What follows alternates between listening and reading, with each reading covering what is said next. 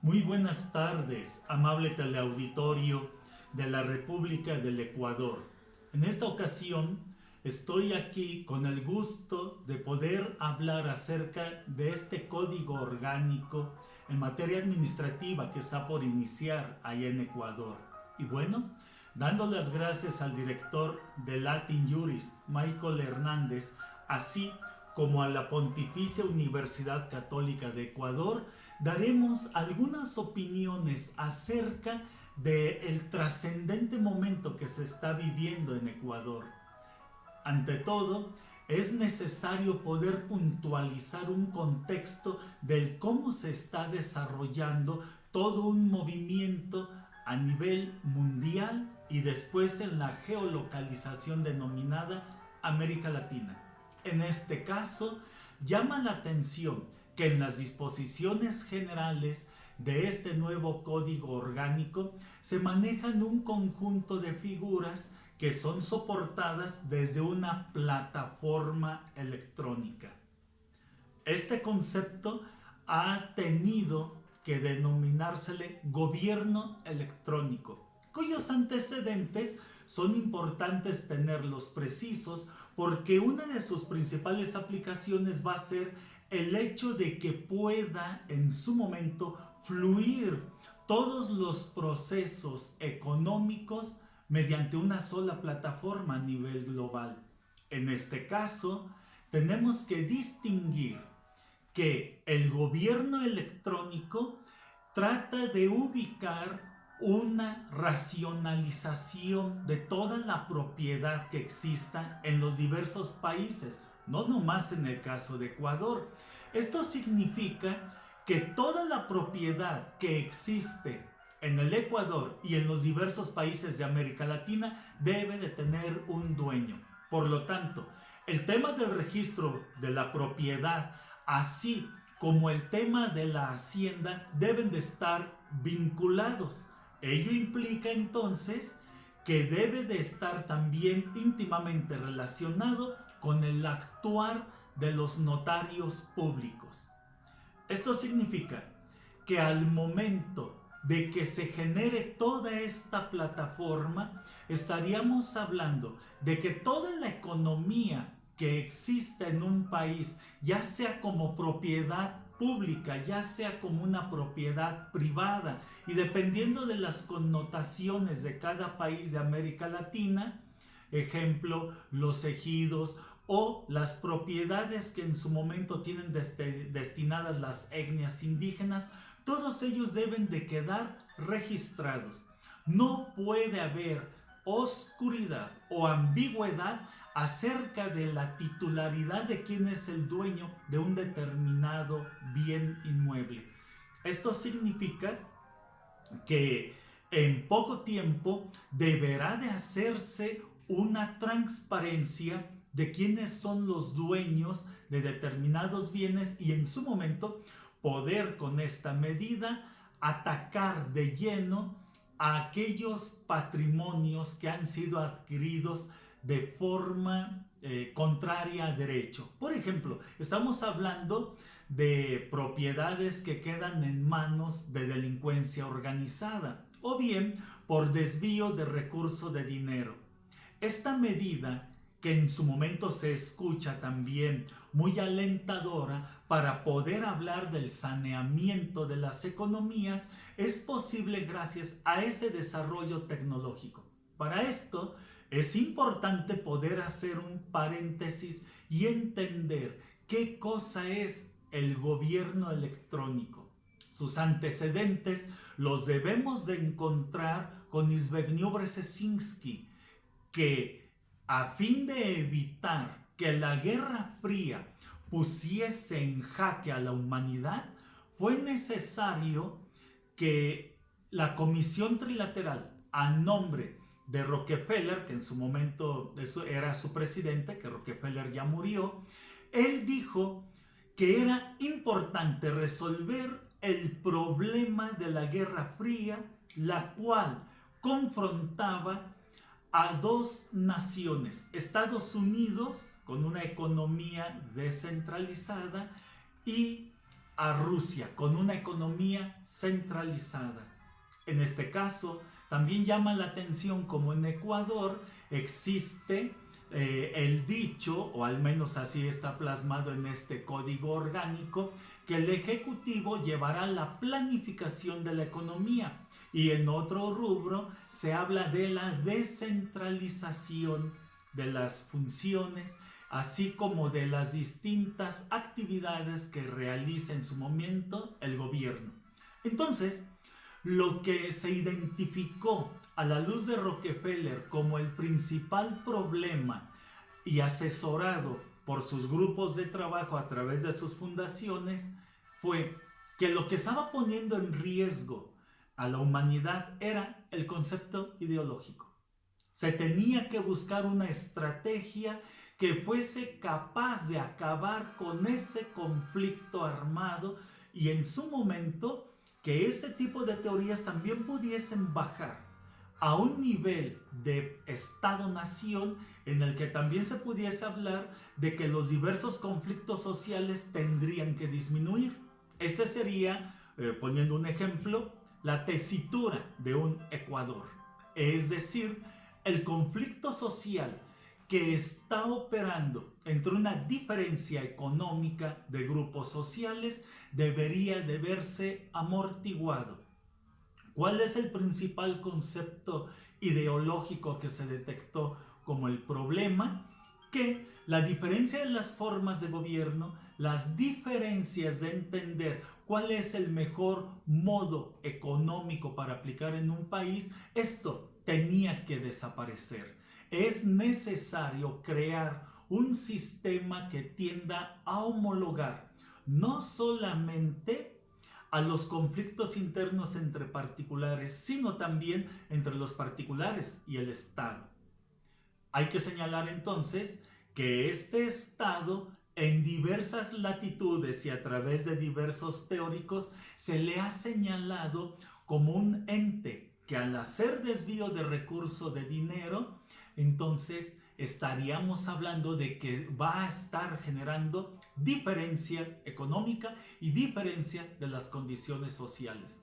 Es por ello que es necesario haber insertado un rubro en el que se maneje el tema del derecho punitivo en la materia administrativa. Ese derecho sancionador tiene como principal meta poder controlar las funciones de los distintos servidores públicos para que en su momento estemos hablando de que aquellos dineros que se van ejerciendo vía los diversos presupuestos que se va asignando desde el órgano máximo, en este caso estaríamos hablando de los senadores, los diputados, los elementos representativos en cada país, pues lleguen a resolver materialmente las necesidades de los ciudadanos.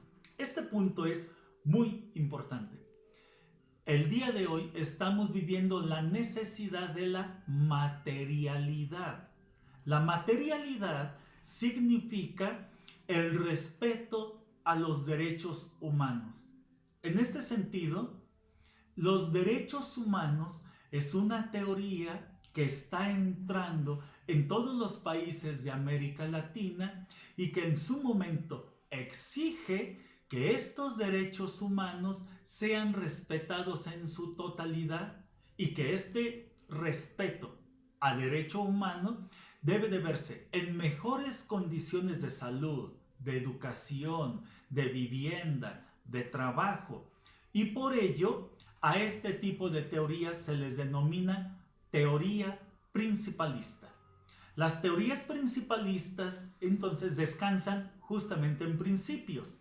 En este orden de ideas estamos diciendo que al menos hasta un artículo 37 estaríamos hablando de principios, hasta el artículo 29.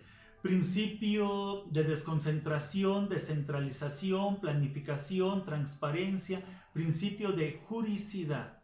Es decir, la teoría principalista busca confrontar a una norma.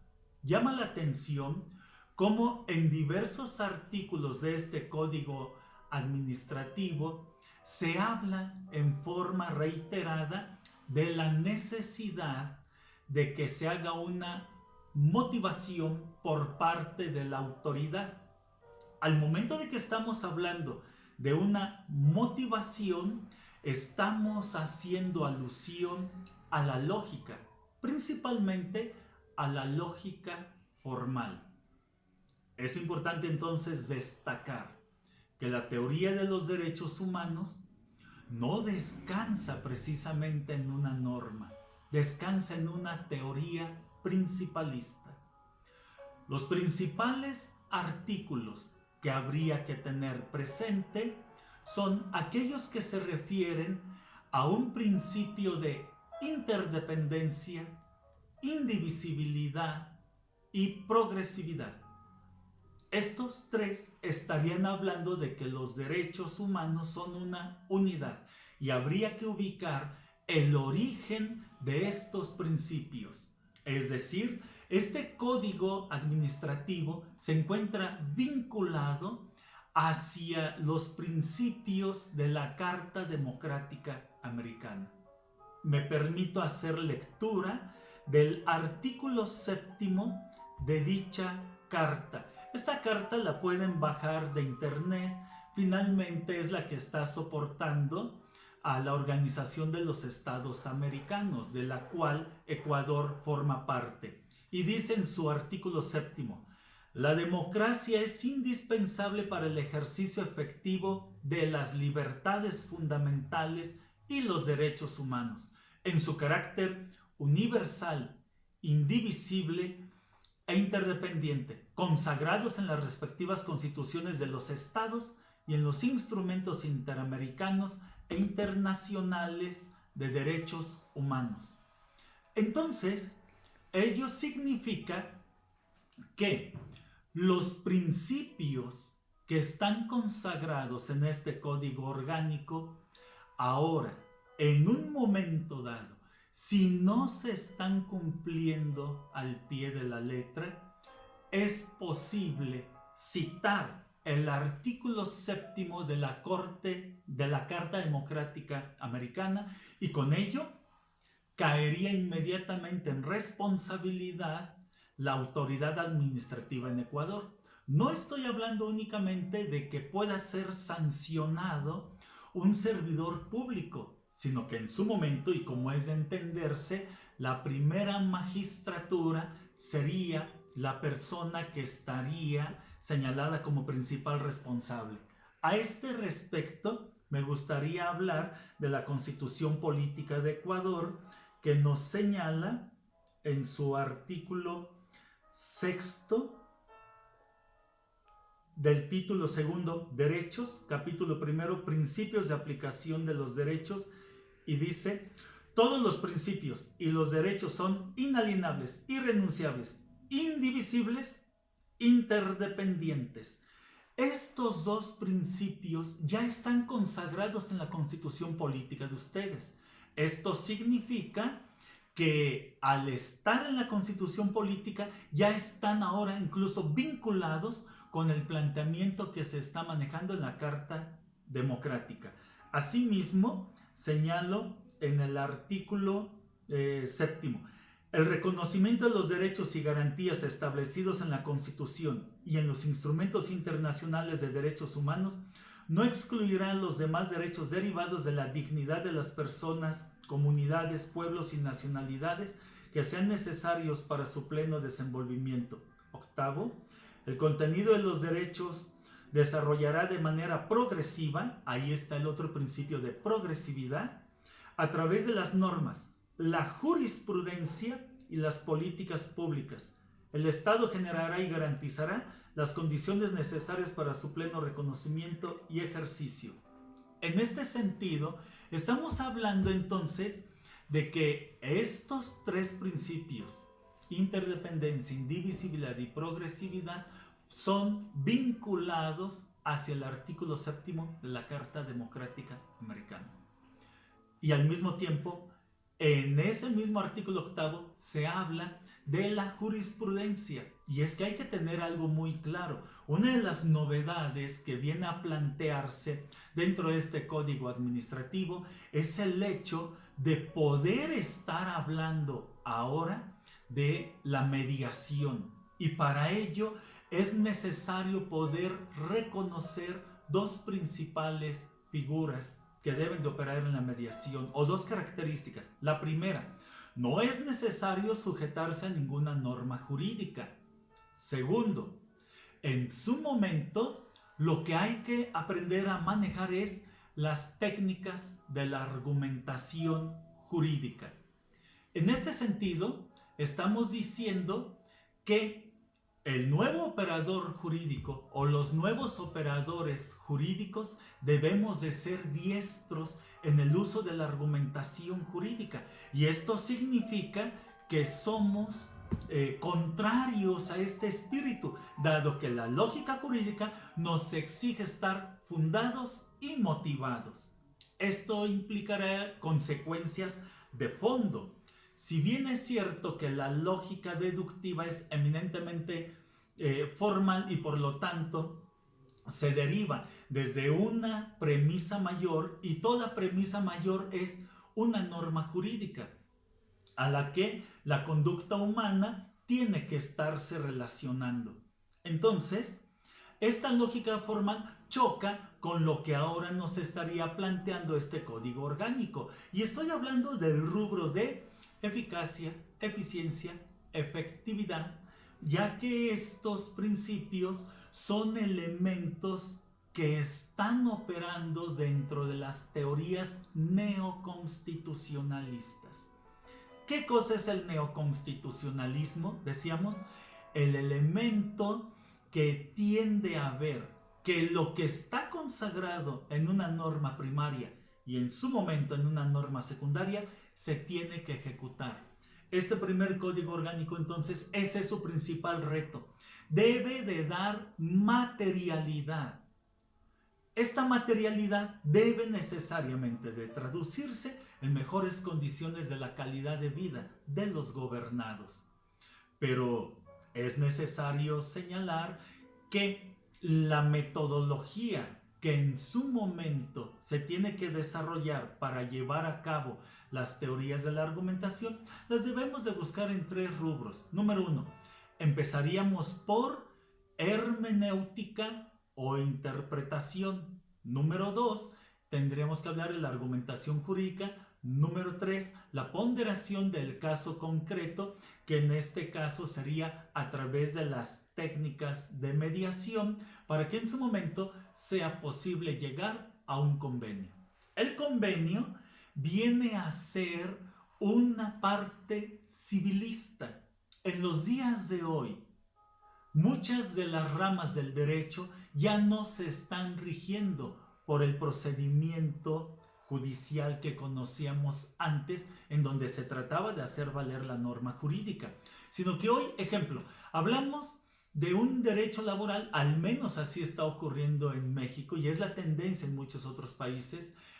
Las diferencias en materia laboral se resuelven en la mediación y terminan en un convenio. En materia penal, si no es un delito que se considere grave, también llegamos a la mediación y se resuelve mediante un convenio.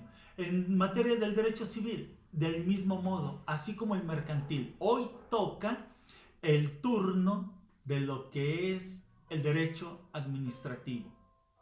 En este sentido, estamos hablando de que estamos en vísperas del civilismo jurídico, y este civilismo jurídico está trastocando todo el rostro del derecho, porque el día de hoy interesa más pensar al derecho desde lo económico, y a esto se le conoce como el derecho económico. Por eso llama la atención que estas figuras de la eficacia, eficiencia, efectividad y economía sean justamente los cuatro temas que deben de estarse planteando en este nuevo código de administración. Vamos a hacer un corte. Esto se debe debido a que a veces los videos son muy pesados y no pueden enviarse en una sola emisión. Volvemos en un instante. Gracias.